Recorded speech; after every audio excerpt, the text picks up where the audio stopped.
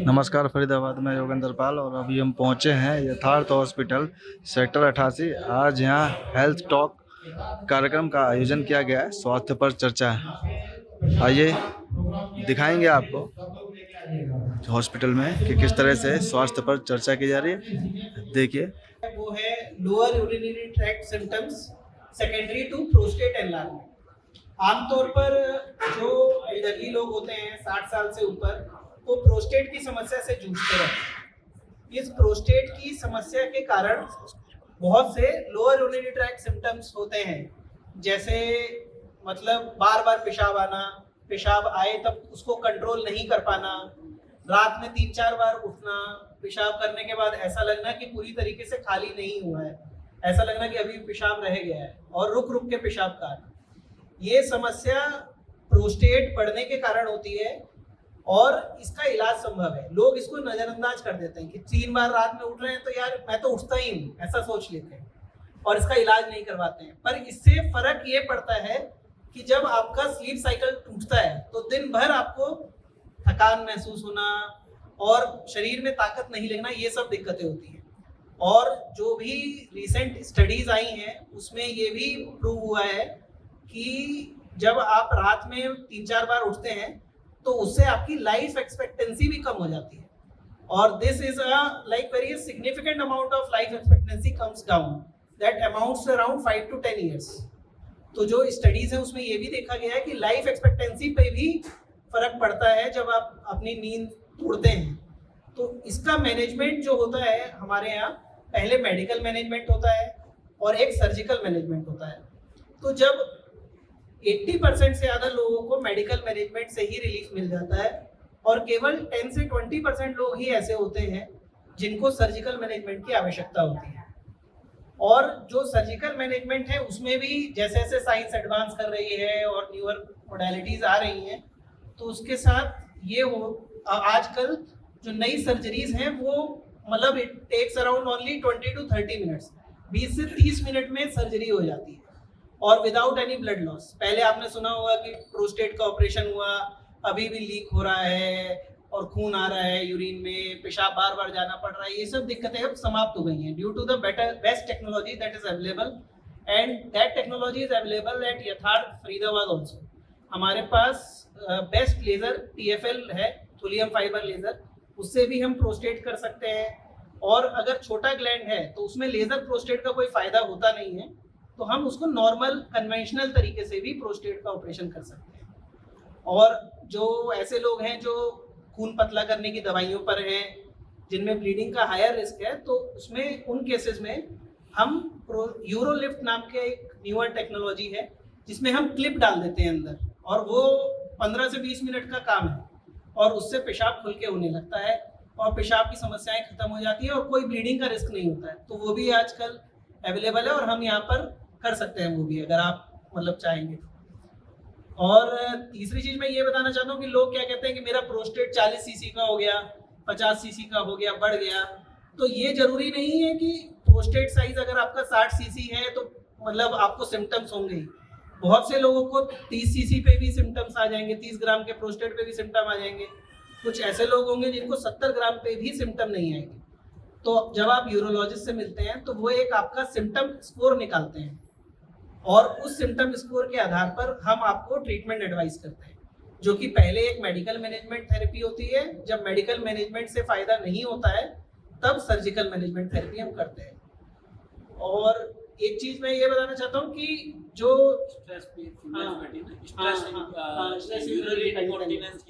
जो फीमेल्स होती हैं, जैसे जो 50 से 60 साल की ओवरवेट महिलाएं थोड़ी सी हैं और ओल्ड एज हो गई हैं, उनमें एक दिक्कत होती है कि खांसने छींकने के समय यूरिन की एक आध ड्रॉप का निकल जाना।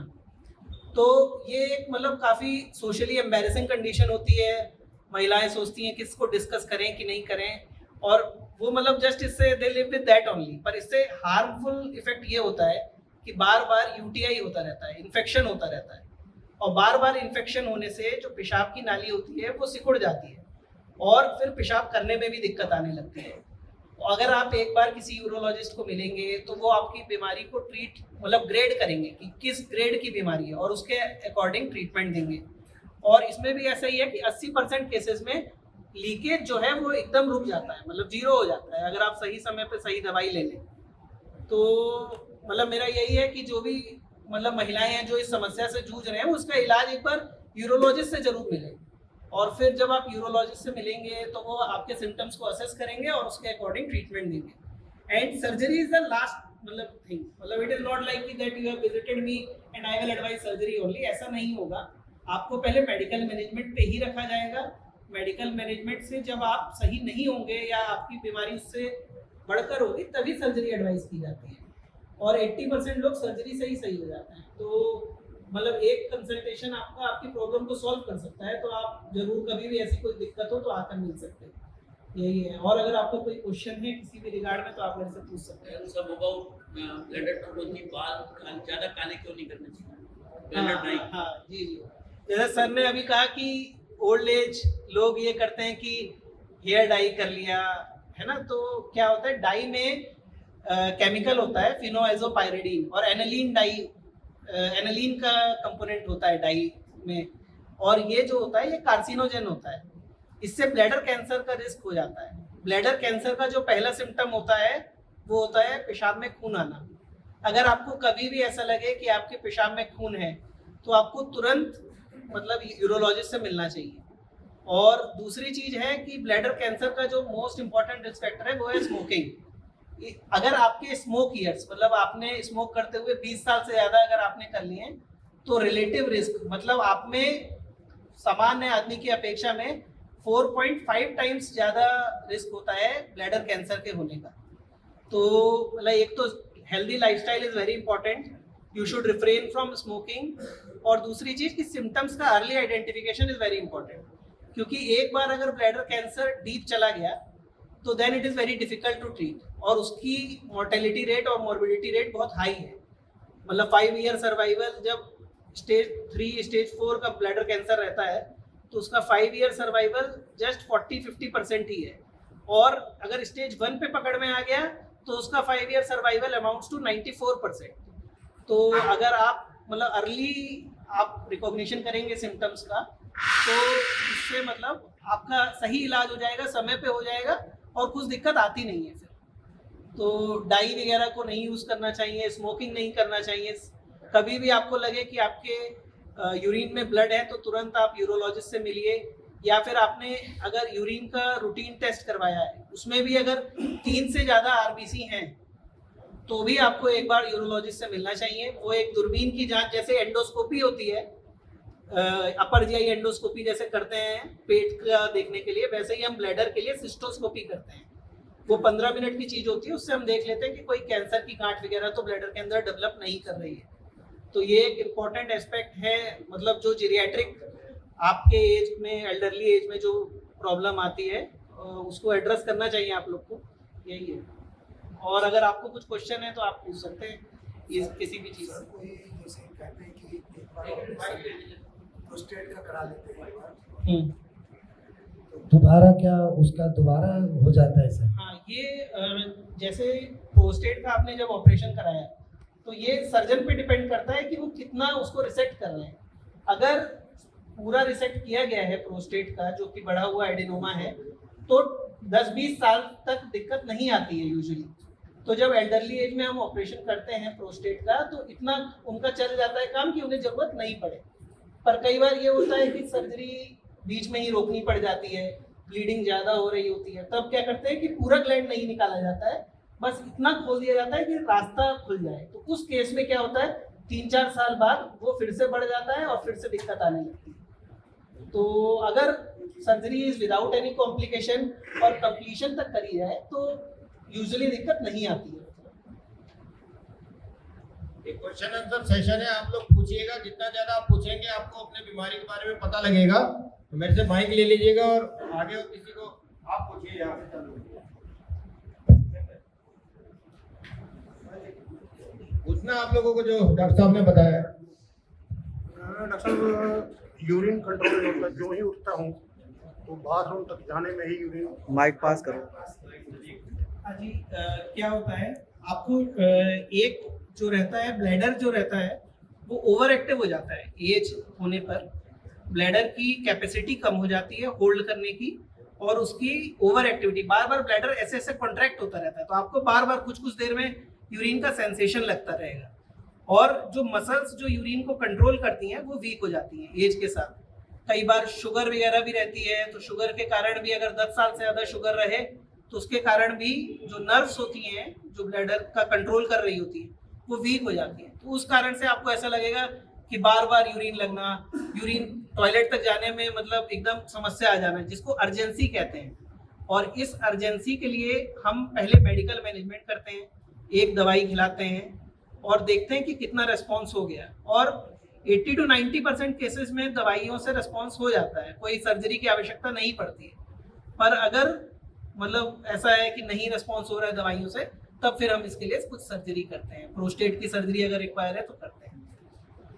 एक चीज और मैं ये बताना चाहूँगा कि प्रोस्टेट एनलार्जमेंट में अर्जेंसी एक उसका सिम्टम है, मतलब प्रोस्टेट एनलार्जमेंट के बहुत सारे सिम्टम है, जैसे मैंने आपको भी बताया, उसमें से एक अर्जेंसी है।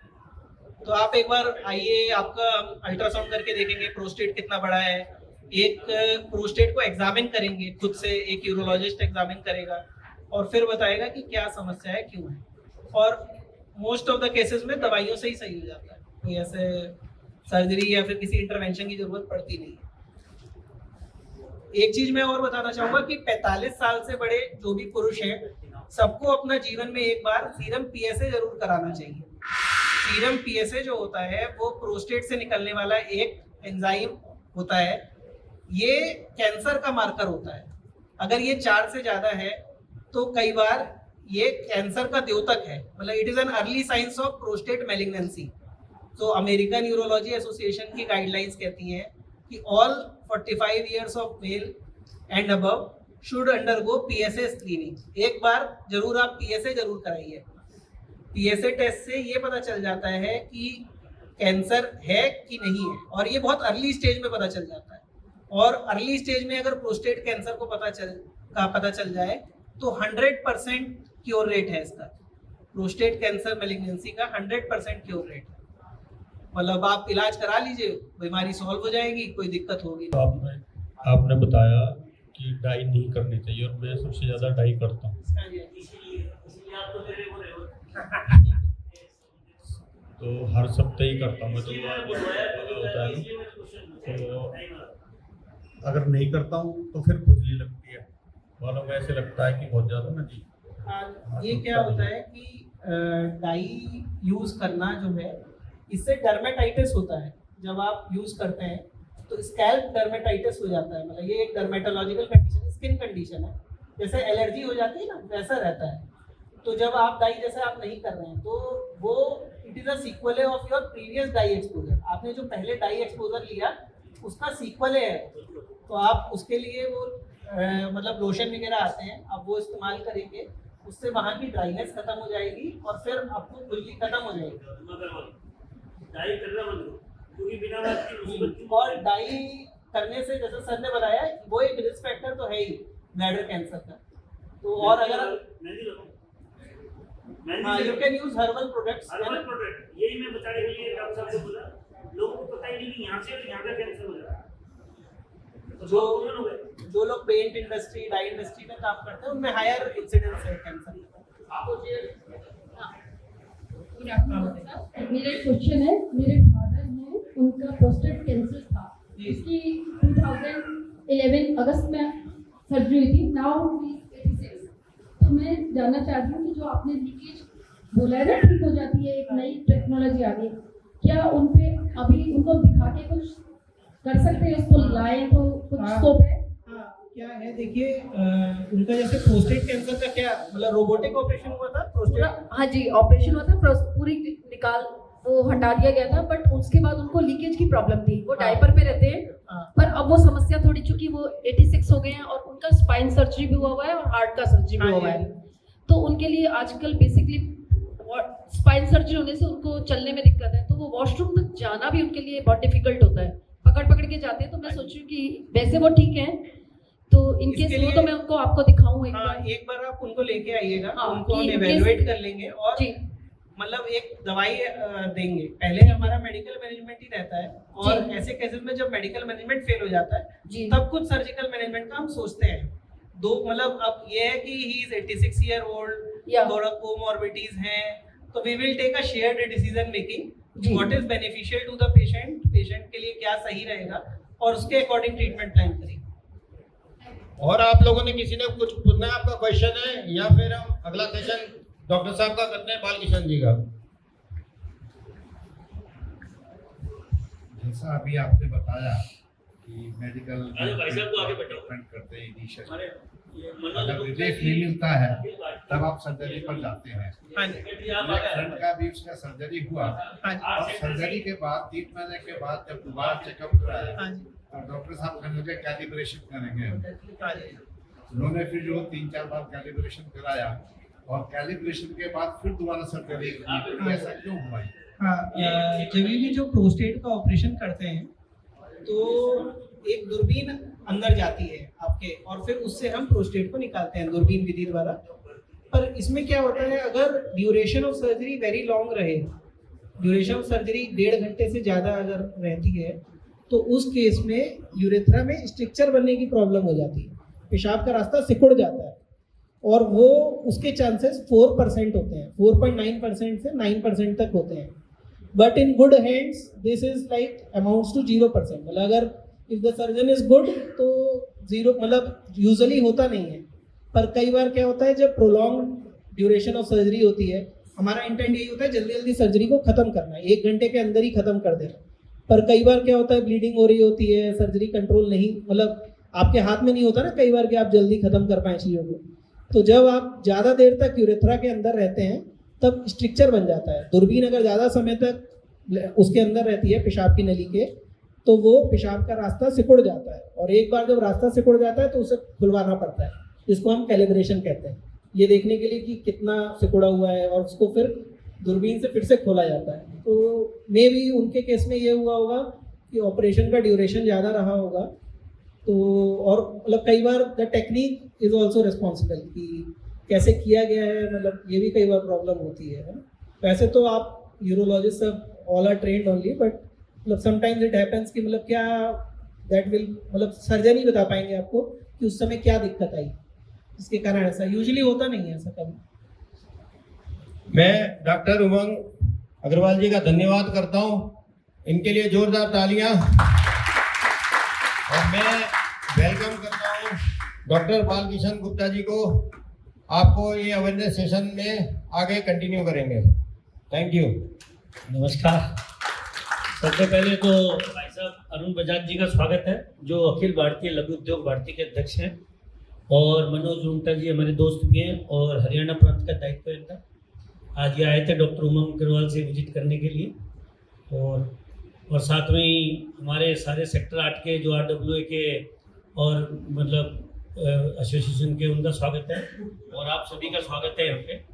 यथार्थ ग्रुप की मैं यथार्थ में ग्रुप डायरेक्टर और चेयरमैन सर्जिकल डिसिप्लिन हूँ, और अभी डॉक्टर शर्मा जी ने ताली बजाइएगा शर्मा जी की। इन्होंने उमंग शर्मा जी आए हुए हमारे बीच में। अभी लखनऊ में थे, और इससे पहले शैल्बी जो एक जाना माना ऑर्थोपेडिक सेंटर है जो 3000 जॉइंट रिप्लेसमेंट करता है, तो उसका ऑल इंडिया का ये संभालते थे, तो वहाँ पे डायरेक्टर थे। तो हमारे ग्रुप का विजन है, जो यथार्थ ग्रुप है उसके 5 हॉस्पिटल है, जो एक झांसी में, 3 हॉस्पिटल नोएडा में 1100 बेड, अभी तक 1605 बेड और थे, और इस शहर में अब सबसे ज़्यादा बेड हमारे हैं, क्योंकि NIT में हमने रेडिसन के पीछे लोगों की सेवा के लिए 400 बेड और खरीद लिया है, और 300 बेड जो दिल्ली मुखर्जी नगर, जो मेरे पहले एक्स थे, जब मैं सरुदे में 2014 में आया था, उससे पहले 10 साल मैंने वहाँ काम किया, तो वो हॉस्पिटल भी हमने ले लिया। तो अब हमारे टोटल 2100 बेड हो गए और 7 हॉस्पिटल हो गए हैं, और इस साल हमारा जो विजन है ये 3000 बेड बनाने का है, और हमारा IPO भी जो लीडिंग फाइटर है, और हमारा जो विजन है संघ के साथ जुड़े हुए हैं पूरा ग्रुप, और हमारा विजन है irrespective of financial status to provide us health services, क्योंकि हमारे ग्रुप के ऊपर किसी का डेप्थ नहीं है, क्योंकि और जो शहर में है उनको लोन भी चुकाना है, किसी का महीने की 6 करोड़ की किस्तें, किसी की 10 करोड़ की है। हमारा IPO से कनेक्टेड है, तो हमारा इस शहर में सबसे सस्ता हॉस्पिटल है, पर इसका मतलब नहीं है हमारा सबसे बढ़िया है। और हमारा जो ग्रुप डायरेक्टर है अजय त्यागी जी, वो खुद डॉक्टर हैं, उनके भाई कपिल त्यागी जी जो डॉक्टर है, हर एम्स के सामने हमारा सेवाधाम बन रहे हैं। और वृंदावन में भी हम गरीब लोगों का, मेरा खुद का भी 55 सेक्टर में एक चैरिटेबल हॉस्पिटल है गरीब लोगों के लिए बनाते हैं। हम बीके में भी जाके गरीब लोगों का फ्री हम ऑपरेशन करते हैं। मैं भी संघ का श्रेणी से जुड़ा हूँ और हम सोचते हैं कि हर बंदे को इर्रेस्पेक्टिव फाइनेंशियल स्टेटस सही इलाज मिलना चाहिए। इसीलिए हमने एम्स के नंबर 2 रैंक है ऑल इंडिया में। बड़ा मुश्किल होता है, मेरा बेटा भी एमसी में है, वो भी इतना इंटेलिजेंट नहीं है डॉक्टर ये हैं। और एम्स के नंबर 1 रैंक का बंदा भी आज आपके शहर में जो न्यूरो सर्जन है डॉक्टर सौरभ है। तो हमने ऐसे डॉक्टर्स को जो पढ़ के जो थ्रू आउट आए, ये रोबोटिक्स भी करते हैं, मैथ्स से ट्रेंड होके हैं, ऐसे डॉक्टरों को यहाँ पे चांस दिया।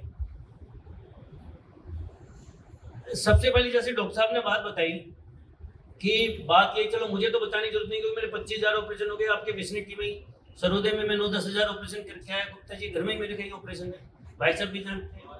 मैं नीलकंठ मंदिर भी आता रहता हूँ वहाँ पे। सुरेंद्र बंसल जी मैं उनका लोकल गार्जियन हूँ, मतलब वो मेरे लोकल गार्जियन है, मैं उनका फैमिली डॉक्टर हूँ, उसमें अल्टरनेट घरों में उनका डॉक्टर हूँ। तो इस एरिया में तो अभी आया हूँ, पहले तो मैं वहीं पे काम किया है, तो मेरे परिचय की जरूरत तो नहीं है। और मैं क्या काम करता हूँ, बस यहाँ के ये ऐड हुआ है कि इस शहर में कहीं रोबोटिक सर्जरी नहीं होती थी, तो पिछले महीने 25 रोबोटिक सर्जरी करी। तो हमने यहाँ पे बहुत बढ़िया सेंटर है ये। इसको साइज के हिसाब से छोटा मत मान लो, 6 मंजिला है, पर साइज से नहीं है कि जैसे प्यास बुझती है कुएं से तो समुद्र की जरूरत नहीं होती है। तो यहाँ पे सब डॉक्टर इलाज करता है, अत्याधुनिक ओटी है। और ये पहले वाला एशियन फिटलिस हॉस्पिटल नहीं है, यहाँ के सारे डॉक्टर बदल चुके हैं। और यहाँ पे इसी विजन से डॉक्टर शर्मा को हमारे मार्केटिंग हेड सिद्धार्थ जी हैं, जो वहाँ का पूरा ग्रुप का देखते हैं, कराया है। और इसी में हम और क्षेत्र में जयपुर, पानीपत ऐसे और जगह और हॉस्पिटल देख रहे हैं, गुड़गांव में। तो हमारा मेन है एथिकल तरीके से जो एम है, तो patient first approach, patient centric approach. जैसे बताई डॉक्टर उमंग ने कि प्रोस्टेट के ऑपरेशन की सबसे पहले ये तय करना की जरूरत है नहीं है। जैसे बहन जी ने पूछा कि पिताजी को चलने में प्रॉब्लम हो रही है, किस केस में, तो सबसे पहले सलाह करना कि यार मेरे बगल में तो ये है, मैंने यहाँ दिखा दी। पहले डॉक्टर ईमानदार चाहिए। हम हर काम के लिए, दूध के लिए हम ईमानदार आदमी ढूंढ रहे हैं कि दूध वाला ईमानदार मिल जाए, चाहे 200 रुपये किलो ले ले। क्योंकि हम गाय के थन के पास जाके तो देख नहीं सकते कि पानी मिला रहा है या पेस्टिसाइड मिला रहा है। जैसे कल मैंने डाला था अलवर में 5,000 किलो दूध नकली निकला, इसी कारण सबसे ज़्यादा। और वो सब दिल्ली एनसीआर में सप्लाई हो रहा था। इसी कारण जब मैं राजीव गांधी कैंसर में था तो एक कैंसर हॉस्पिटल होता था, आज हर बड़े हॉस्पिटल के साथ में कैंसर हॉस्पिटल। तो इसीलिए हमने ऐसे डॉक्टर जो एम्स के डॉक्टर हैं और थ्रू आउट इंटेलिजेंट डॉक्टर हैं कि एटलीस्ट ये तो पता चले कि इनको ऑपरेशन की जरूरत है नहीं है। उसके बाद डिस्काउंट्स की बात कि हर प्रोस्टेट को, जैसे डॉक्टर साहब ने बताया कि 70-80 ग्राम का प्रोस्टेट है, इसको ऑपरेशन की जरूरत नहीं है, क्योंकि प्रोस्टेट बाहर की तरफ बढ़ रहा है तो प्रॉब्लम नहीं कर रहा, तो जरूरत नहीं है। हर आर्टरी को, ब्लॉकेज को स्टंट की जरूरत नहीं है। और जैसे डाई है, बिन बताए मुसीबत क्यों बोल लेनी, नहीं, जैसे भाई साहब को पता ही नहीं था। तो इस तरह की टॉक्स होनी चाहिए, अवेयरनेस। इसलिए मैंने ये पॉइंट जुड़वाया। ये तो उसे मुसीबत ही बोल लेनी, क्योंकि हर आदमी डॉक्टर नहीं है, उसको नहीं पता। तो हमें क्या खाना चाहिए, हमें पैसा लग्जरी कार पे ना खर्च करके फार्म हाउस पे पैसा खर्च करना चाहिए, जहाँ की हम जैविक खेती कर सके, पहले की तरह गाय पाल सके, जिससे हमारे घर में घर के बच्चे दूध पिए। पेस्टिसाइड क्या पता दूध वाला मिला रहा उसमें जहर, और हम बच्चों को दूध पिला रहे, क्या पता उससे बच्चों में कैंसर हो जाए। तो हमें पुरानी शैली पद्धति पे आना पड़ेगा। ये इलाज तो लास्ट डैमेज कंट्रोल है। ज्यादातर की हमारी क्या सोच है कि महंगा है तो अच्छा है,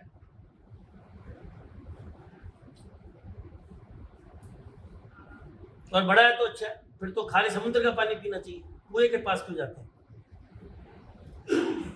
तो ये क्वेश्चन है, विचार नहीं है। तो जहां हमारा काम जिससे चले, जब सुई से काम चले, तलवार की क्या जरूरत।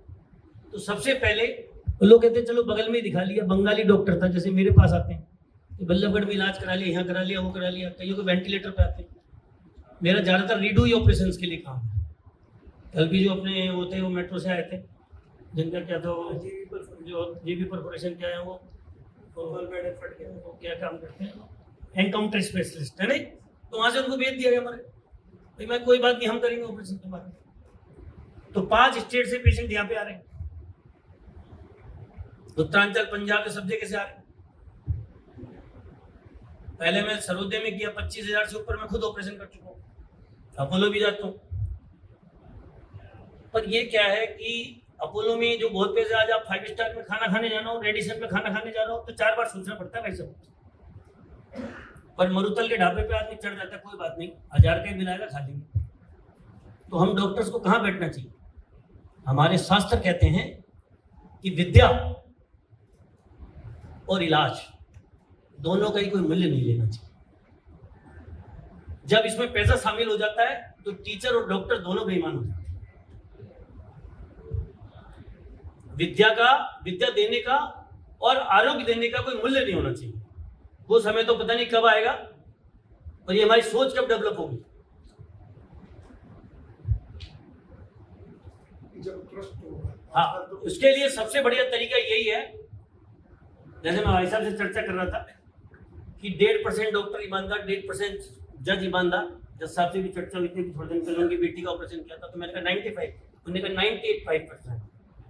उन्होंने खुद एक्सेप्ट कर लिया, उन्होंने एक्सेप्ट किया कि वो जानते हैं। सीए साहब भी बैठे हैं, तो कितने सीए साहब ईमानदारी वाली प्रैक्टिस कर रहे हैं। तो भगवान ने बिल्कुल बैलेंस रखा है कि 1.5% के लिए 1.5% ईमानदार रखें।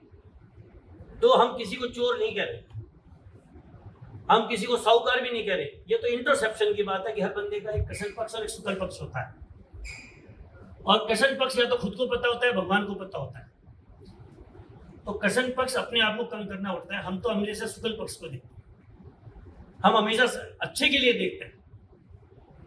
कृष्ण पक्ष अपने आप का कम करना होता है, और जब हम अपने आप का कृष्ण पक्ष करते हैं तो हम खुद श्रेष्ठ बनते चलाते हैं और समाज में परिवर्तन होता है। उसी श्रेणी में मैं हॉस्पिटलों को छोड़ता चला गया। मेरे पास ऑप्शन थी कि अपोलो चले जाऊं, तो मैंने सर्वोदय छोड़ा, फिर मैंने क्यूआरटी छोड़ा, फाइनली मैं यहाँ आ गया। मैंने देखिए बदलते कितने लोग आगे, पर मैं उससे ज़्यादा बिजी हो गया। लोगों ने हमें यहाँ भी ढूंढ लिया, तो हमारा विश्वास और गहरा हो गया। तो मैंने कहा क्यों नहीं अच्छी एक टीम बना के आज लोगों को कम से कम एक शहर में एक शुरुआत करें, जहां पे लोगों को आके कम से कम ईमानदार डॉक्टर तो मिल जाए। हम पूरी ईमानदारी की तो नहीं कह सकते, बड़ा मुश्किल है, पर जो पॉसिबल हो सके वो ईमानदारी से इस यथार्थ ग्रुप में इलाज करें। हमारे डेप्थ भी नहीं है, इसलिए मैंने पूरी भी ग्रुप की जिम्मेदारी, और मेरा यही काम, क्योंकि किसी के बच्चे, किसी का भाई, किसी की बेटी और किसी का बच्चा हमारे पास आता है तो उसका ऐसे इलाज करेगी हमारे परिवार में। जब हमारे बच्चों के लिए कष्ट होता है तो दूसरे के बच्चे को, माँ को, किसी की आर्टरी में आप कैसे गलत स्टेंट डाल सकते हैं? Money is by product of the good job. और यदि आपके पास पैसा नहीं है तो भगवान कहते हैं कि आप अपनी जेब से इलाज करो, और उसको आप बीके में जाके इलाज करो या सप्टर से भेजो, रात को जब तक नहीं सोती जब तक उसका इलाज ना हो जाए। एक 500 कमाने वाला रिक्शे वाला कैसे मेरे कमरे में कि डॉक्टर बालकिशन बड़ा डॉक्टर है और वो 800 रुपए की पर्ची बना के आ जाए, तो मेरा दायित्व है कि उसका 800 वापस करूं और इंश्योर करूं कि उसका इलाज हो जाए। तो ये ईमानदारी आपको अपनानी पड़ेगी और अपने कार्य में अपनानी पड़ेगी। आपको 500 का लालच छोड़ना पड़ेगा, जो मैंने बताया। तो हमें यदि ईमानदार चाहिए तो सबसे पहले ईमानदार बनना पड़ेगा, और दूसरे को चोर कहना बंद करना पड़ेगा, क्योंकि कोई छोटा चोर है कोई बड़ा चोर, 1.5% में तो बहुत कम। तो सब हमेशा शुक्ल पक्ष की बात करें, और अपनी तरफ से समाज में जो कंट्रीब्यूशन हो। मेरी टॉक भी हुई थी अभी 16 में कलयुगी वानप्रस्थ पे, मोटिवेशनल स्पीकर हूँ। तो यहाँ पे इतने लोग बैठे हैं, ज्यादातर बुजुर्ग बैठे, तो उसमें से एक ही लाइन बोलता हूँ, कभी भी बुजुर्ग हो के ये मत मानो, कभी ये मत मानो कि आपको हाशिए पे डाल दिया गया। अभी तो जिंदगी शुरुआत करने की मौके। I am eager to decide, eager to retire, कि अभी तो 2x2 के चैम्बर में इस हॉस्पिटल के अधीन हूँ काम करने पे, कब जिंदगी अपने हिसाब से जीऊंगा। तो जब तक मरते दम तक आपको समाज में कंट्रीब्यूट करना है। आत्मा कभी नहीं मरेगी, शरीर क्षीण होता जाएगा, पर इसके साथ एक्सपीरियंस भी तो बढ़ता है। तो इस शरीर को लेके चलो और काम करो आप, और समाज को मरते दम तक कंट्रीब्यूट करो, और ईमानदारी से कंट्रीब्यूट करोगे तो भगवान इससे भी श्रेष्ठ जन्म देगा, और उसमें पैसा कोई काम नहीं आता। लास्ट में इन्हीं बातों को कह के वाणी को विराम दूंगा। जैसे हम अभी मुझे दुबई जाना है, तो दुबई जाने से पहले यहाँ पे मेरे पास कितना ही पैसा है, यदि मैं करेंसी कन्वर्जन नहीं करा के ले जाऊँ, आगे डॉलर या मुद्रा नहीं लेके जाऊँ तो क्या होगा? क्या होगा मेरे साथ? मैं वहाँ पे भिखारी हो जाऊंगा। और वहाँ पे जाने की तो डेट फिक्स है कि दिसंबर में जाना है, पर ऊपर जाने की डेट फिक्स है क्या? तो क्या हमने करेंसी कन्वर्जन कराई क्या? क्योंकि यहाँ का पैसा साथ नहीं जाएगा। क्या पता यहाँ का एमपी वहाँ पे सबसे पीछे लाइन में लगाओ, नहीं तो वहाँ पे लाइन में आगे आने का क्या तरीका है? क्योंकि वहाँ तो रिश्वत चलती नहीं है। तो वहाँ की करेंसी कैसे कन्वर्जन कराई जाती है? पेड़ लगाइए, वृक्ष लगाइए, अपने से गरीबों को मदद कीजिए, नहीं समाज को अच्छे कर्म कीजिए। तो ये करेंसी कन्वर्जन इस धन को लगाइए। जितना तुम्हारी जरूरत है, तो गंगा में नहाते हो तो कितनी बूंदे तुम्हारे साथ आती? नहीं आती ना, वापिस बह के चली जाती है उसी में। तो ये धन को क्यों रोकते हो? इसको सामाजिक कार्यों में लगाओ और अपनी जरूरतें इतनी कम कर लो कि तुम्हें किसी की जरूरत ना और तुम ईमानदार है, छोड़ो किसी के एहसान न लेना। तो इन्हीं विचारों के साथ मैं जीता हूँ और साथ में मैं आपको अश्योर करता हूँ कि बहन आई एम सिटिंग हियर, और इस शहर के मोस्ट ऑफ लोग मानते हैं कि यहाँ पे डॉक्टर बालकिशन बैठे तो आटे में नमक चल जाएगा, पर नमक में आटा नहीं चलेगा। बहुत बढ़िया, बहुत बढ़िया। और बाकी ऑपरेशन के बारे में बताने की जरूरत नहीं है, क्योंकि अल्टरनेट घरों में ऑपरेटेड पेशेंट है। नहीं, इतने गन शॉट तो ये सब कर चुका हूँ और most of VIP Delhi NCR के इज माय पेशेंट, तो no need to tell him. तो your questions are invited now. आप लोगों के कोई क्वेश्चन है तो डॉक्टर साहब से पूछ लीजिएगा। हाँ, आप पूछेंगे। हम प्रिवेंशन की बात करते हैं, जैसे मैंने भाई साहब को बताया, हमें खुश नहीं होगी कि मेरे पुराने पेशेंट है, ऑपरेशन क्या हुआ इनका, मुझे दुख होगा उस दिन जिस दिन ये ब्लैडर कैंसर से आए। उससे पहले मैं चाहूंगा कि हमें उसमें बिजनेस नहीं भूलना है, हमें बात करनी प्रिवेंशन की। समाज हेल्थी रहे, समाज बीमार रहेगा तो देश कैसे आगे बढ़ेगा? क्योंकि लोग इतने महंगे इलाज को अफोर्ड नहीं कर पा रहे। तो हमें ये ध्यान देना है, अपने शरीर सबसे बड़ा सुख निरोगी काया है, इसको ऐसे वैसे हाथों में मत दो। पहले 2-3 जगह से कंफर्म करो कि हमें इस ऑपरेशन की जरूरत है। फालतू गोलियां मत खाओ, डॉक्टर के पास जाओगे 10 गोली लिख देता हूँ, 4 में उसका इंटरेस्ट भी होता है। नहीं, इतनी जरूरी है इन बड़े डॉक्टरों से मिलो, एम्स के डॉक्टरों से। अभी 2 दिन पहले आया, उसके न्यूरो सर्जरी में 2 लाख के टेस्ट हो गए। डॉक्टर समीर ने चेक किया किसी एक हॉस्पिटल में, उन्होंने $650 लिख के भेज दिया कि इसको तो कोई इलाज की जरूरत ही नहीं। तो यही मत घबराओ कि बड़े डॉक्टरों के पास में, मैं कहता हूँ फीस नहीं है तो मुझसे मिलो, आके हमारे मार्केटिंग हेड से मिलो, फीस माफ करा देंगे। पर ये नहीं कि मैं अपने जाके बंगाली डॉक्टर से या कोई ऐसे डॉक्टर से मिल लूँ जो डॉक्टर ही नहीं है, कि भाई उसकी 1000 फीस देनी पड़ेगी बड़े में, क्यों यहीं से दवाई खा लूँ। क्योंकि हर दवाई किडनी और लीवर से फिल्टर होकर जाती है, और ये भगवान ने लिमिटेड ही दी है। जब भी पाइप में से कुछ जाता है वो निशान छोड़ के जाता है। तो कम से कम दवाइयों पे आपका जीवन हो। और ये बड़े डॉक्टर इसीलिए बड़े डॉक्टर बने, मैं भी इनकी इज्जत करता हूँ, क्योंकि ऐसे कोई एम्स में नंबर नहीं आता। तो इन लोगों का उपयोग कीजिए, आगे इनसे मिलिए और अश्योर कर लीजिए कि आपको इलाज की जरूरत है। शरीर की वैल्यू समझिए, क्योंकि इसी सरल शरीर से करके आपको अगला जन्म प्राप्त होगा। और अपने कसन पक्ष को कम कीजिए। कोई बात बुरी लगी तो समझ। डॉक्टर साहब नमस्कार। ये रेलवे के पैनल पर है क्या ये हॉस्पिटल? मैं आपको बता दूं कि एशियन फेडरलिस्ट से हमने पूरा टेक ओवर ले लिया और जल्दी ही हमारा इनकम टैक्स एग्जम्पशन आ गया। 2-4-5 दिन में मेरे एनएचपीसी के काफ़ी पेशेंट्स हैं। मैं बोले तो वो भी यहाँ पे हरियाणा गवर्नमेंट है, सीजीएचएस पैनल है, ये सब आ चुके हैं। ईसीएचएस कुछ दिन में आने वाला है। ऑल टीपीएज यहाँ पे हैं, ऑल पीएसयूज ये इस महीने में सारे हो जाएंगे। टीपीए और कैश सारे पेशेंट्स हो रहे हैं। हरियाणा गवर्नमेंट भी है, तो यहाँ पे सारे है। विद इन आप ये धरो 2000 आपका चॉइस में यू हैव ऑल पैनल्स। कईयों में एक्रेडिटेशन आ चुकी है, सब कुछ आ चुका है। और साथ में हमारे 400 बेड का, क्योंकि कैंसर में सबसे ज़्यादा बेईमानी नहीं, क्योंकि पता नहीं चलता कीमोथेरेपी है, तो वहाँ पे इस तरह के बंकर भी खोदे हुए ओवरऑल हॉस्पिटल टेक करते हैं। तो इस ग्रुप की थॉट प्रोसेस बिल्कुल अलग है। हमारा मार्केट आईपीओ से चलता है, तो हमें कोई जल्दी नहीं। जो पेशेंट अफोर्डेबल है, मतलब जो अफोर्डेबल है उसको सही सलाह मिले, और जो गरीब है उसको एट पार सस्ते में इलाज मिले, और जो अफोर्ड नहीं कर सकता उसके लिए भी मैं प्रयासरत हूँ। ये हमारा है। हम सबसे लास्ट में एक बात कहूँगा, वी बिलीव इन संघ नहीं, we believe as a Hindu sanskriti, as a Vasudev Kutumbakam. Please अपनी फैमिली की डेफिनेशन को बढ़ाओ। समग्र यदि हम सारे समग्र को अपने अड़ोसी पड़ोसी को भी परिवार मानेंगे, तो कभी परिवार में जब अपने बच्चे को नहीं ठग सकते तो पड़ोसी को भी नहीं ठगेंगे, और इंटरनेशनल पेशेंट आएंगे तो उनको भी नहीं ठगेंगे। तो हमें वसुधैव कुटुंबकम की धारणा से जीना है, सबके दुख में साथ लेके चलना है, सबको साथ लेके चलना है। और कोई क्वेश्चन पूछना है तो पूछिए, बाकी any time you are most welcome. मुझे ये पता लगा है कि भाई मैं डाई कलर करता हूँ, ये तो इसका हमेशा प्रिवेंशन की बात करता हूँ जी। तो आपने वो बताया, और एक डॉक्टर साहब ने बोला कि तो मेडिकल ये मैनेजमेंट है और ये सर्जिकल मैनेजमेंट की हम बात करते हैं, ये मेरे लिए दोनों चीज़ें नई हैं। आप कौन सा घुटना बदलना चाहिए? मैं कुछ सीख के जा रहा हूँ। दूसरी बात ये है कि डॉक्टर साहब ने कहा था सस्ता इलाज, मैं डॉक्टर साहब को ये कहूँगा कि सस्ता ना बोला करें, ये बोला अच्छा। करें कि बेस्ट कॉस्ट, हाँ बेस्ट। बेस्ट कॉस्ट की बात करें कि सस्ते से ऐसा लगता है कि नेगेटिव पड़ गई।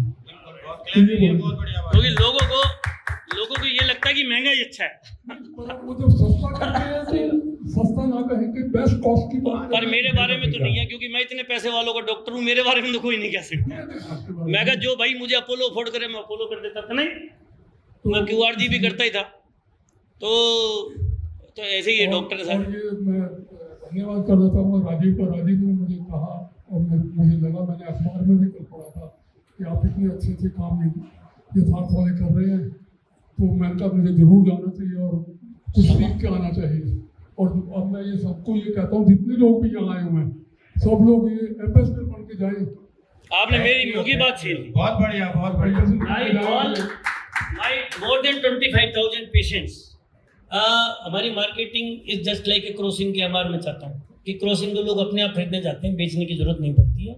तो उत्तरांचल पंजाब के एमएलए भी आते हैं, आज लुधियाना से भी पेशेंट आए हैं। आज मुझे वहाँ पे चीफ गेस्ट भी बुलाया हुआ था गोपाष्टमी प्रोग्राम में वृंदावन से, हेमा मालिनी जी भी आई हुई थी, पर मैंने कहा हम यहाँ पे रहेंगे क्योंकि हमारे पेशेंट आते हैं, तो अपने कर्तव्य से विमुख ना हो। और इतने लोग जब ब्रांड एम्बेसडर बन जाते हैं, हमने कहा हर काम में हम सत्य को एडवोकेट करेंगे ना तो समाज अच्छा होगा, ये मेरा मानना है। सत्य पे अडिग रहें, चाहे थोड़ा काम होने में टाइम लग जाए, ये मेरी सबसे रिक्वेस्ट है। भारद्वाज जी का धन्यवाद। भारद्वाज जी का मैं परिचय दे देता हूँ। ये बलपुल में HR हेड थे, उसके बाद बाटा में HR हेड रहे हुए हैं, टीकसे में HR हेड रहे हुए हैं, अभी ये रिटायर हो रहे हैं। विपुल गोयल जी के साथ काफी ये बढ़ चढ़ के काम करते हैं, इनके लिए तालियां।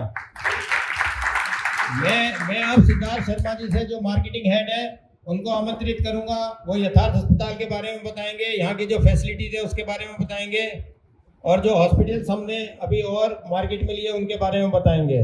सिद्धार्थ शर्मा जी।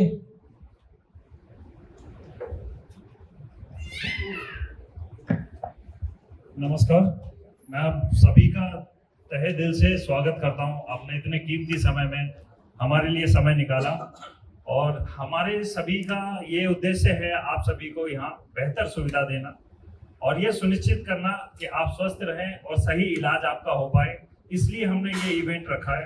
आप सभी को अवेयरनेस के लिए ऐसे टॉक हम हर हफ्ते करते रहते हैं, जिसमें आप सभी को ये पता रहे कौन सा इलाज है, क्या बीमारी है, कौन से डॉक्टर को हमें दिखाना है, क्या बेहतर सुविधा यथार्थ में दी जा रही है।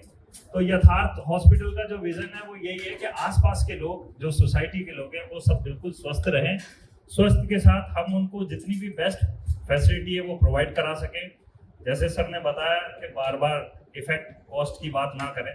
देखो, कॉस्ट तो हर जगह होती है सर, बट सही इलाज और जो आपने बोला कि ट्रस्ट, ये ट्रस्ट बिल्डअप होना हर किसी के बस की बात नहीं है कि आई कैन कंपेयर। नहीं सर, बात ये है कि सबसे बड़ी चीज है कि ट्रस्ट। आज ये सब आपके ट्रस्ट की वजह से बैठे हैं। आज राजीव जी ने जो इतनी मेहनत की, एक ट्रस्ट के ऊपर ही यहाँ सब आए हैं। इससे पहले मुझे नहीं लगता यथार्थ में आधे से ज्यादा लोग आए भी होंगे। तो आप सबने जो ट्रस्ट बनाया है इस हॉस्पिटल में आने के लिए, मैं यही आपको सुनिश्चित करता हूँ और यही प्रॉमिस करता हूँ कि आपका ये जो ट्रस्ट है ये हमेशा बना रहेगा और हमारे डॉक्टर आपकी बेहतर सुविधा के लिए हमेशा खड़े रहेंगे। आपको कहीं भी कोई भी किसी भी तरह की दिक्कत परेशानी हो तो भगवान ना करे कभी हॉस्पिटल की जरूरत पड़े, कभी भी जरूरत पड़ती है तो उसके लिए एक हमने कार्ड लॉन्च किया है जो कि हमारा नेबरहुड कार्ड है, जो कि आसपास की सोसाइटी के लिए ये कार्ड है, जिसमें आपको किसी से भी कोई, जैसे सर ने बताया कि इसकी फीस माफ करा दूंगा या ये करा दूंगा, किसी को आपको कहने की जरूरत ही नहीं पड़ेगी। जब आपके पास ये कार्ड होगा, आप ये कार्ड अपनी पास लेके आएंगे, रिसेप्शन पे दिखाएंगे, जो बेस्ट फैसिलिटी इसमें दी जा रही है, जो डिस्काउंट दिए जा रहे हैं, वो सब ऑलरेडी इसमें मेंशन है। तो आपको किसी को बोलने की जरूरत नहीं है, क्योंकि इस पे आपका हक है, क्योंकि ये मैनेजमेंट की तरफ से दिया जा रहा है। तो हम सब यही चाहते हैं कि ये जो कार्ड है वो सभी के पास पहुंचे, ज़्यादा से ज़्यादा लोग इसका लाभ उठाएं। इस कार्ड में जो है 25% ओपीडी इन्वेस्टिगेशन पे डिस्काउंट है, 20% डॉक्टर की कंसल्टेशन पे डिस्काउंट है, 10% जो हेल्थ पैकेजेस हैं, जो हमारे आसपास की सोसाइटी के लिए जो हेल्थ पैकेजेस हैं, मेंस के लिए अलग बनाए हैं, सीनियर सिटीजन के लिए अलग बनाए हैं और वुमेन के लिए अलग से बनाए हैं, तो आप उस सब का लाभ उठा सकें, इसलिए ये 10 जो नेबरहुड कार्ड है हमने ये यहाँ पे प्रोवाइड कराया है। और यथार्थ हॉस्पिटल में सारी फैसिलिटी अवेलेबल है। साथ के साथ यथार्थ का जो 7 हॉस्पिटल सर ने जो ऑलरेडी बता दिए, इसका विजन ये 7 हॉस्पिटल तक नहीं है सर, इसकी नंबर ऑफ चेन बनाने का हॉस्पिटल का एक विजन है। नंबर ऑफ चेन कैसे बनता है? जब आप लोगों का साथ रहा जब ये नंबर ऑफ चेन बन पाए। यथार्थ हॉस्पिटल के जो ओनर है वो एक छोटे से गांव से स्टार्ट किया था, उन्होंने भी एक क्लिनिक था सियाना में, बुलंदशहर में, वो गांव के रहने वाले थे, उन्होंने एक स्टार्ट किया क्लिनिक से ही वो बढ़े, फिर उन्होंने धीमे धीमे एक हॉस्पिटल खोला, उसके बाद आप सबका प्यार, आप जैसे भाइयों ने सपोर्ट किया, जब जाके उन्होंने एक से एक 2 3 4 7 हॉस्पिटल आज बना पाए। तो वो सब हम में से कोई नहीं बना सकता, वो सब आप लोगों का प्यार और आशीर्वाद की वजह से बना। और मैं चाहता हूँ इस हॉस्पिटल में भी आप सबका वैसे ही प्यार और आशीर्वाद बना रहे हम सभी पे, और सारे डॉक्टर बेस्ट हैं। जो भी आपको मिलेगा यहाँ पे सब अपनी यही सुनिश्चित करेगा कि आपकी हेल्थ के लिए क्या बेहतर इलाज हम दे सकते हैं, क्या हम प्रोवाइड कर सकते हैं। ये नहीं है जो एथिकल प्रैक्टिस है जो डॉक्टर बालकृष्ण सर करते हैं। मैं जब से यहाँ आया हूँ मुझे हर एक बंदे ने यही बोला है कि जो सही डॉक्टर हैं वो आपके साथ हैं, तो हम आपके साथ हैं। इसलिए मैं आप सभी का धन्यवाद करता हूँ कि आप इतने कीमती समय निकाल के हमारे पास आए, और मैं अपनी टीम का बहुत बहुत धन्यवाद करता हूँ। राजीव जी ने इतने एफर्ट्स लगाए, इतने कम समय में इतने लोगों को एकत्रित करना बहुत मुश्किल काम है, जिसमें सर ने बहुत अच्छा योगदान दिया। राजीव जी दिल से धन्यवाद, और पूरी टीम का दिल से धन्यवाद, सारे मैनेजमेंट का। बहुत कम समय में ये सारी चीज़ें अरेंजमेंट हुई, और ऐसे हेल्थ टॉपिक हम हमेशा करते रहेंगे अवेयरनेस के लिए। मैं ये नहीं चाहता कभी भी आप बीमार हो तभी हॉस्पिटल आएँ। आप जब आए हॉस्पिटल, जब आपको कुछ चीज़ की जागरूकता के लिए जानना हो, आपको समझना हो कि भाई ये मेरे को बीमारी हो रही है, इसके लिए कौन सा डॉक्टर है, तो उसके लिए भी डॉक्टर साहब हमेशा अवेलेबल है। कभी भी आप आओ, राय लो, आपको जो बेहतर होगा आपके लिए वो सुनिश्चित करेंगे। धन्यवाद जी। तो मेरा नमस्कार। यहाँ पे उपस्थित डॉक्टर बालकृष्ण जी, हमारे सीनियर कंसल्टेंट्स, और सभी सम्मानीय व्यक्ति को मेरा हार्दिक प्रणाम। जैसा कि डॉक्टर साहब ने आपको पहले ही बता दिया है कि we are the most affordable hospital providing the best quality treatment in this city. हमारा एम भी यही है कि हम आपको यहाँ पे बेस्ट फैसिलिटी और बेस्ट सर्विस प्रोवाइड कर पाएंगे, सो दैट आपका एक विश्वास हमारे ऊपर जो बना है वो ऐसे ही बना रहे और आपकी ब्लेसिंग्स हमारे ऊपर रहे।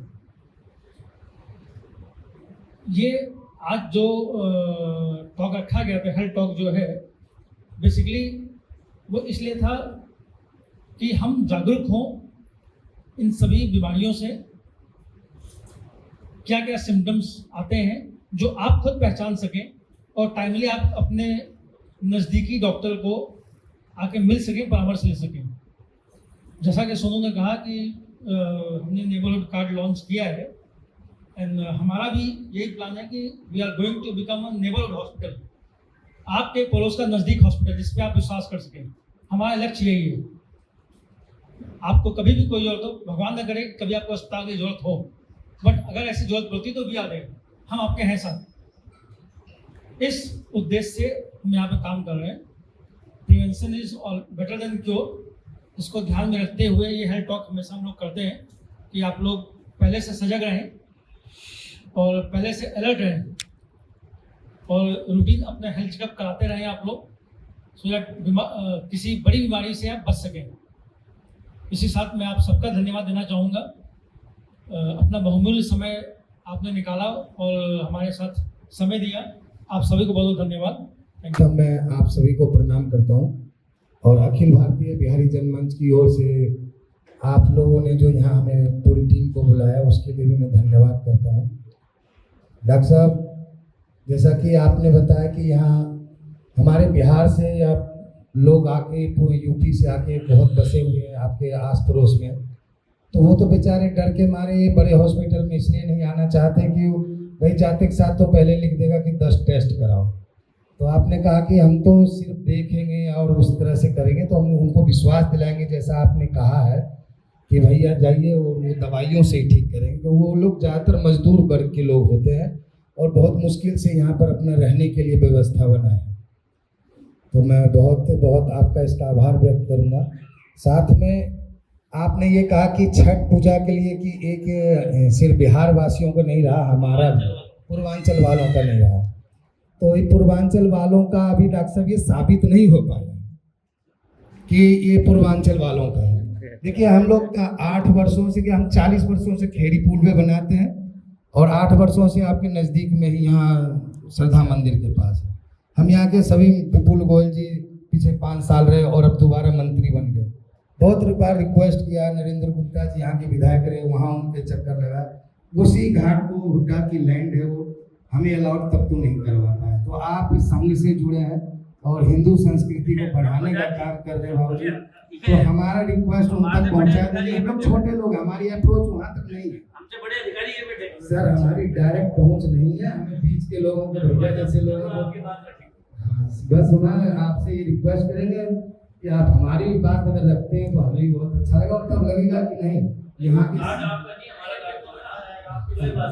राजीव जी ने, मैं आपको बता दूं, आए थे एक दिन पहले कि कुशवाहा जी हमें वहाँ पर ये लगवाना है, तो आप क्या करेंगे? क्योंकि बहुत अच्छी बात है, हजारों लोगों ने इसका फायदा उठाया, लंबी लंबी लाइन लग गई थी चेक करने के लिए।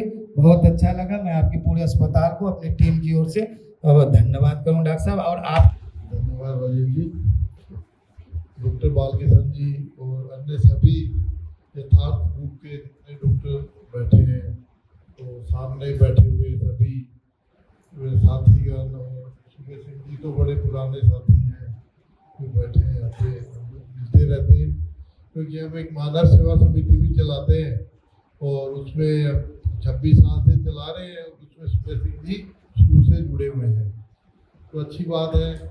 और रही बात डॉक्टर साहब, जैसे मैं तो पहली बार आज मेरा आना हुआ, लकीली मेरे को आपसे मिलना था और जाना था डॉक्टर उमंग को। हम तो आपको सोचते सोचते नीचे आ गए, अब कहाँ पे आप, तो बड़ा अच्छा लगा यहाँ पे बीच में आकर के। और जब पता चला बड़ा ग्रुप है और आप लोग इतना अच्छे कार्य कर रहे हैं, जहाँ आप जुड़ जाते हैं तो वैसे भी अच्छा हो जाता है सारा, मेरे को मालूम है। अभी की बात में क्यूआर जी से पहले आप सर्वोदय में थे, तब भी आपसे मुलाकात होती रहती थी कि क्यूआर जी में थे, तो अच्छी बात है। हॉस्पिटल्स जो भी हैं वो आम आदमियों का होता है, ये मेरा मानना है।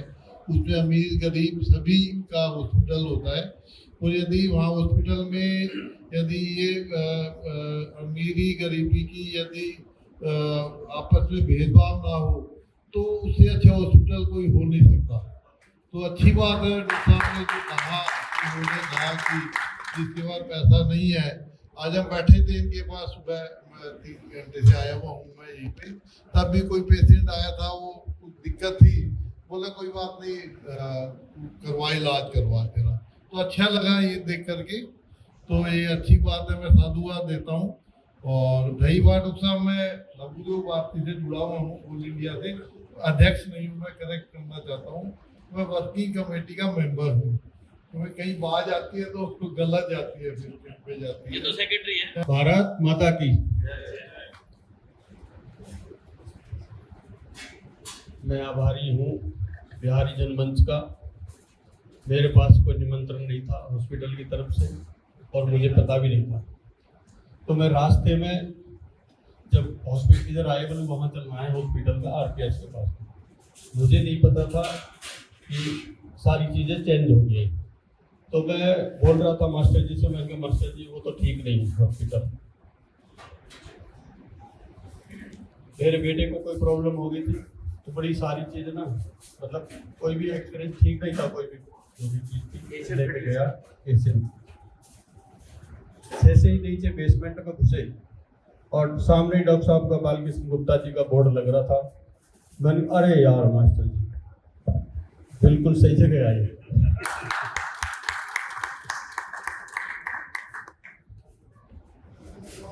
मेरा नाम कमल सौरभ है, मैं यहाँ खेड़ी रोड भारत कॉलोनी में रहता हूँ। और डॉक्टर साहब मैं आपको बताना चाहता हूँ मैं भी एक स्वयं सेवक हूँ, पीतम्बर्ग शिक्षित हूँ। संघ प्रवेश मेरा 96 में 6 पे हुआ। और जिस सेवा भाव से मैं एक्सपीरियंस बताता हूँ डॉक्टर बालकिशन जी का, तो पहले मेरी किसी से भी कोई मुलाकात नहीं हुई। जब मैं पूरे फरीदाबाद में, जानकारी का अभाव था, मुझे नहीं पता था, तो मैं पहले वही चला जाता, मैं परेशान ही नहीं होता। डॉक्टर बंगाली 3 नंबर 5 नंबर, यहाँ अपना 19 सेक्टर में भी एक, मैं आपको बताना चाहता हूँ मेरे 3-4 ऑपरेशन हो लिए जी, पिस्टोला था मुझे। लास्ट में मुझे बताया मेरे मित्र ने कि भाई साहब आप क्यों परेशान हो रहे हो, आप तो मरने वाले हो। मैं ऐसा हो गया था, बिल्कुल हालत खराब थी मेरी। इलेक्शन का दौर चल रहा था इधर से, डॉक्टर साहब मैं पेन किलर खा के अपना काम करना चुनाव में, और बहुत ज़्यादा परेशान था। जब पता लगा कि भाई वहाँ अच्छे डॉक्टर हैं, मैं गया डॉक्टर साहब से मिला। 2016 में डॉक्टर साहब ने मेरा ऑपरेशन किया, और आज तक मैं बिल्कुल ओके की रिपोर्ट है। और मैंने कम से कम 100-150 मरीजों को बताया। एक सिर्फ एक ही आदमी है, वो है बालकिशन गुप्ता। सर्वोदय हॉस्पिटल में थे डॉक्टर साहब, और इतने अच्छे से समझाते थे। और इतना मैं कह रहा हूँ जी, मेरे तो भगवान है, मेरी जिंदगी देने वाले डॉक्टर साहब हैं। इतने अच्छे तरीके से उन्होंने मेरा इलाज किया, और मुझे आज बहुत खुशी है जो ऐसी अच्छी डॉक्टरों की टीम नहर पार। ना तो डॉक्टर साहब अभी बता रहे थे मास्टर जी कि भाई गरीब आदमी, यहाँ तो ना जी मिडिल क्लास है, और नीचे के लोग हैं, उससे ऊपर के तो है नहीं नहर पार। तो हम आपके बहुत आभारी हैं। आप पूरी टीम को लेके यथार्थ हॉस्पिटल यहाँ जो आपने खोला है, हम आपका पूर्ण रूप से हर तरीके से आपके साथ खड़े, पूरा हम साथ देंगे, और हमारे गरीब लोगों का आप इसी तरीके से इलाज करते रहें। जैसे आपने मुझे बिल्कुल फिट फोर करके भेजा, ऐसे मेरे क्षेत्र की जनता ने आप भेजेंगे, तो आपका बहुत बहुत धन्यवाद। फरीदाबाद जोड़ेंगे आपको शहर की ऐसी और महत्वपूर्ण खबरों के साथ। बहुत बहुत धन्यवाद।